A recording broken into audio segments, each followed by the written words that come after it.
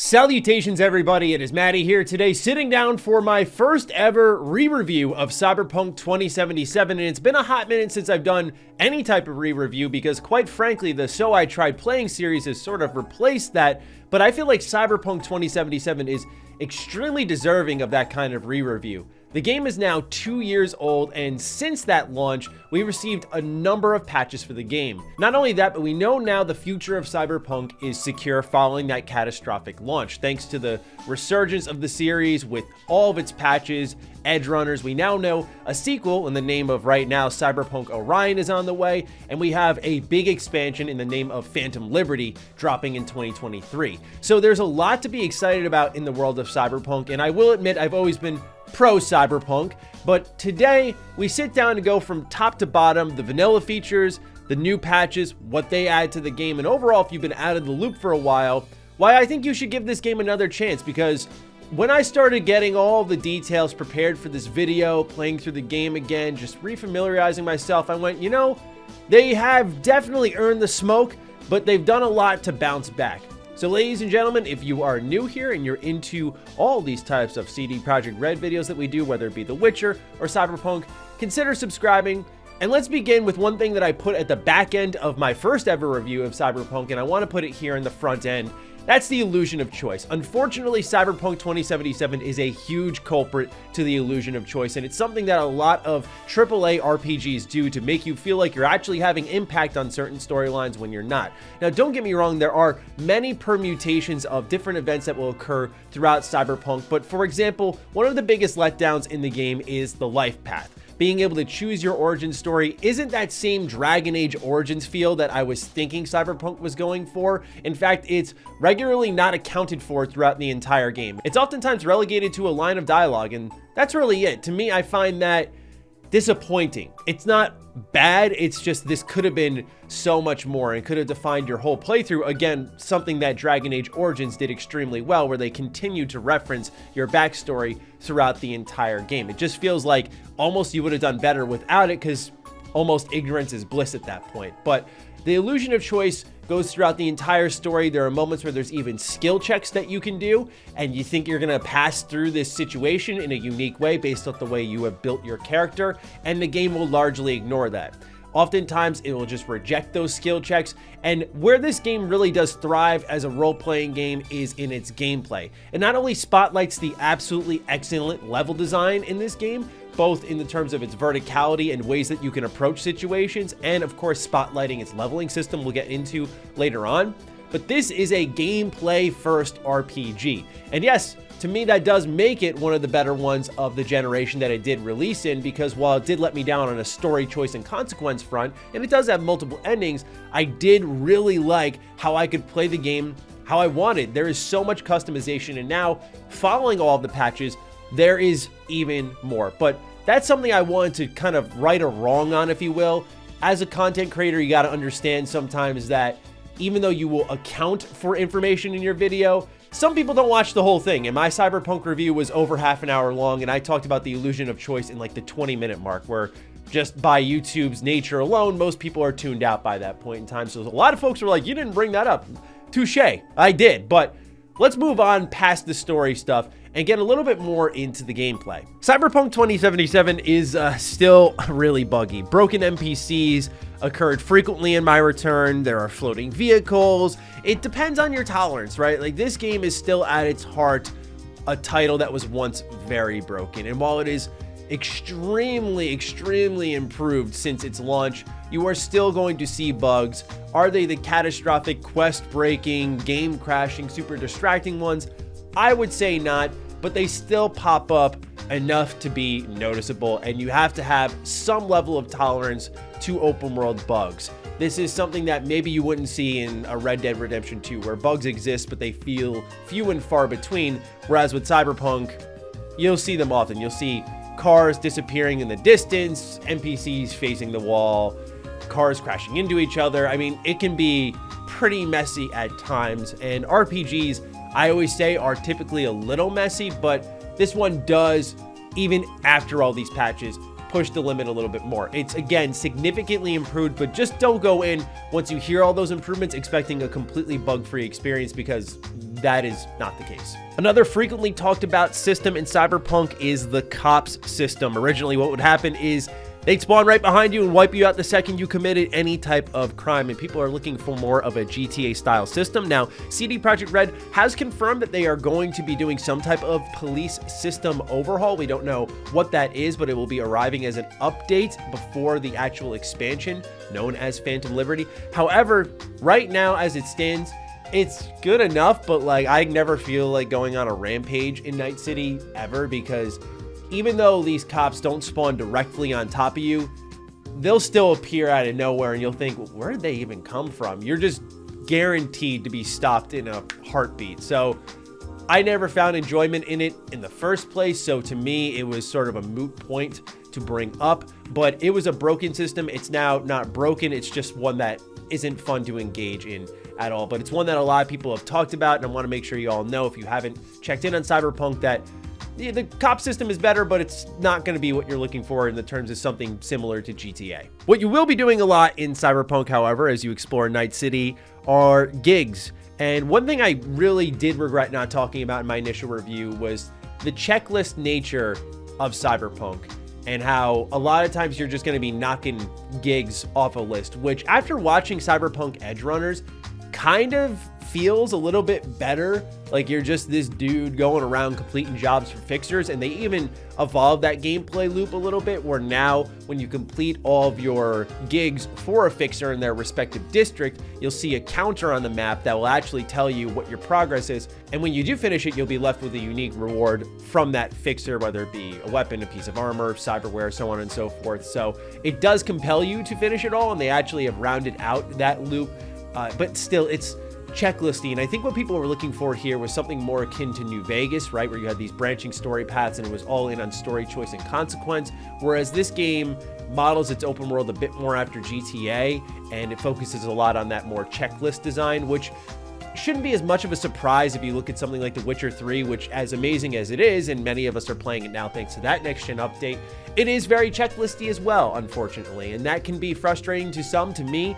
I did find enjoyment in it because I felt it actually matched up thematically pretty well, but otherwise, that is going to be a lot of your time spent in Night City, just going around, cleaning up all sorts of odd jobs, whether it be cyber psychos or going into houses and finding someone and saving them and so on and so forth. There are just tons of different ways to go about it. And to me, I never minded these gigs because, again, it goes back to the gameplay, where this is where I got to see the RPG systems flex their muscles. There were so many ways to enter buildings. There were moments it felt like Watch Dogs as I went into different cameras and zipped around a building and disabled certain people. There were times I was using quick hacking and short-circuiting people, causing some of them to pull out their guns and shoot themselves, exploding grenades. I mean, it was just insane. I just really have a lot of fun with this game because you could play how you want. At times I was whipping out the mono wire and tearing them apart. I just love the freedom and flexibility. So while the checklist design is not entirely enticing, and I have certainly cranked on many games for it, I think the way that you can approach Cyberpunk is really what makes it excel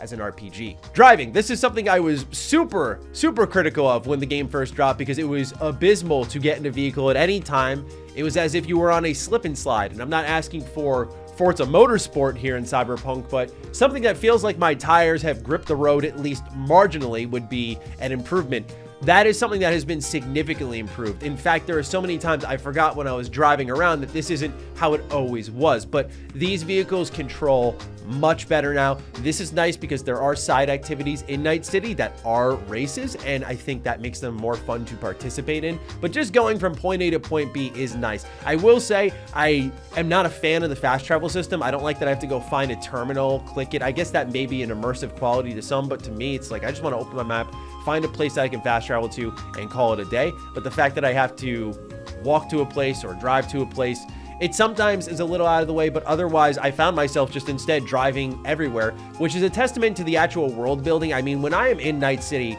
the artistic design of it is fantastic. No matter where I am, it feels like there's another view, and that's hard to do when you're inside like a metropolis effectively. But whether you're on the outskirts with the nomads or you're just in the heart of the city, there's always a beautiful sight around every corner. Every district feels unique. So to me, I always found that to be a good natural sign of a wonderfully built open world, because it reminds me of how I felt about the Mafia games. In Mafia, I would typically run to my next objective instead of driving around because I just loved seeing the people interact and getting a lot of the culture that was injected into the game.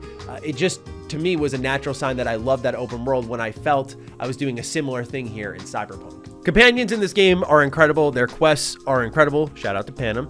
But honestly, to me, what it did here on my return was highlighted some of the fantastic performances and especially some of the immersive first-person cutscene animations that you would see throughout the entire game. I just appreciated this a lot. Some of the performance capture as well. I forgot how good it was. I know for a lot of people it's not a big deal, but this is one of the few games that when I played, I was like, man, this in VR would be legit. Just because, again, of those animations when you're talking, when you're engaging with certain characters, they add these little dialogue options like take a sip of your drink before you actually respond to them, so it's a little more natural and immersive. I do see those additional efforts there. Unfortunately for a lot of people, the immersion came up short in the terms of activities to do. Like you can't just, for example, go out for a drink or whatever. These little activities that maybe you'd find in a Rockstar style game that just build the world a little bit more, you're not typically finding here in Cyberpunk. Now, they've added a couple of things that I think are really good for immersion. For example, you can pull up into a bar and you can find the arcade cabinet and you can play this Witcher-inspired mini game called Roach Race, which is also available on phones if anyone's really addicted to this thing. I don't know how you would be, but it's there for you if you are interested. But there are little things like that where you can just interact with stuff out in the open world. But more importantly for immersion are apartments. You can buy apartments in pretty much every district. Each one looks a little bit different and they're cozy. Like my favorite one especially is the Japantown apartment. I just love the vibe here. You can light some incense, you can get a drink, you can play your guitar a little bit, you can pick what song you want to play. I was playing a little bit of Chippin' In. You can turn on the TV, kick up your feet a little bit, and it actually highlighted one of my favorite things, which is, this may sound weird, but like the propaganda in Night City. It was just always awesome to see how many advertisements are going on and how many shots were filmed for the game that you can just easily look over, and especially when you turn on the TV, I feel like that was especially highlighted. Now, while you're here at the apartment, you can see some new pieces of content. For example, like Transmog. This is something that has been begged for a while, and you can even stash outfits. So let's say you have a bunch of different setups for your character that you like, and you just want to swap between them without transmogging each time. You can save those outfits, which I thought was fantastic. But yes, now you can have your stats and you can look good at the same time, and I appreciate that immensely, even if I still think a lot of the armor in this game looks pretty whack.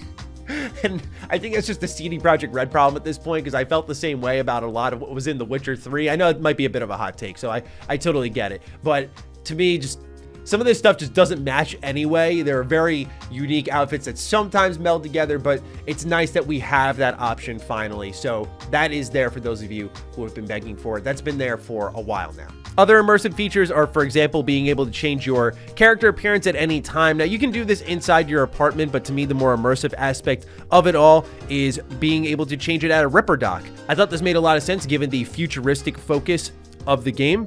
And you can also see that there are a couple new hairstyles that have been added to the game, which was really nice. And really the last noteworthy, I'd say, additional immersive feature is you hear from companions a little bit more. You hear from characters you've interacted more. You'll get text messages. They'll say, what's up, check in. You can go back and forth with them. So there have been a lot of secret features added to Cyberpunk 2077. For example, one of them, and I'm not going to spoil all of them because some of them are story related, but there's a point where you see Saburo Arasaka in 2023, and they actually altered his appearance now to be more lore friendly, if you will. There are things like that, or honestly, people jumping off of buildings at certain points because Night City is an awful place to live. There are just moments like that throughout the game that if you've even experienced it, you can see new things when re-experiencing it, which I think is the sauce to a great RPG. Like when you come back and you realize there are things that you've never seen before. And in fact, they even gone to the length of changing some of the leveling up system. So it works as it originally did. You'll play it similar to, I'd say, Skyrim, where it's leveling by doing. So as you use certain things more and more, those will gradually scale. You'll get perks for those things. And then what's really neat is now they've overhauled some of the actual perks themselves, and you can even reset your entire perk tree from the menu for a cost whenever you so desire. But for example, some of these augmented perks are taking Tenacious V and having it replace Stronger Together. So now V can continue to gain health even when she's damaged, or Juggler, which replaces Silent Finisher, and now critical hits with knives and cooldowns with all knives returning to V.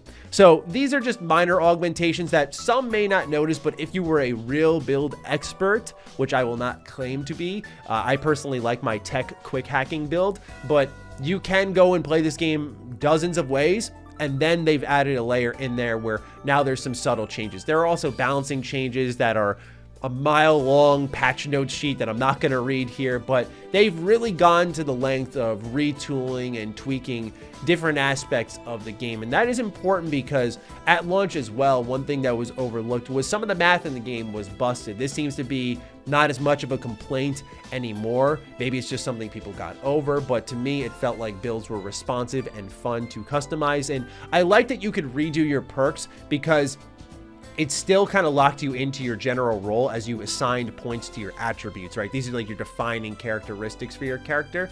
I like that that was sort of the framework, and then the perks uplifted particular play styles. Now, it's not just customization in the sense of visuals that are changing in this game. It's also new weapons, new armor. I mean, you can go to shops throughout the game and you'll find new legendaries at even the very first store you can visit in Cyberpunk 2077 and kit yourself out with brand new content, which I thought was nice. They even added an Edge Runner's quest line to the game, which ties into the anime and teases some stuff that's going to happen. And by the way, if you have not watched that anime, please do. It's so good. But I digress. They added in this kind of teaser here to talk a bit about David Martinez and other characters that you're going to see in the show. I personally would recommend actually watching the show first, then playing the quest line. It's not like the quest is going to spoil anything for you.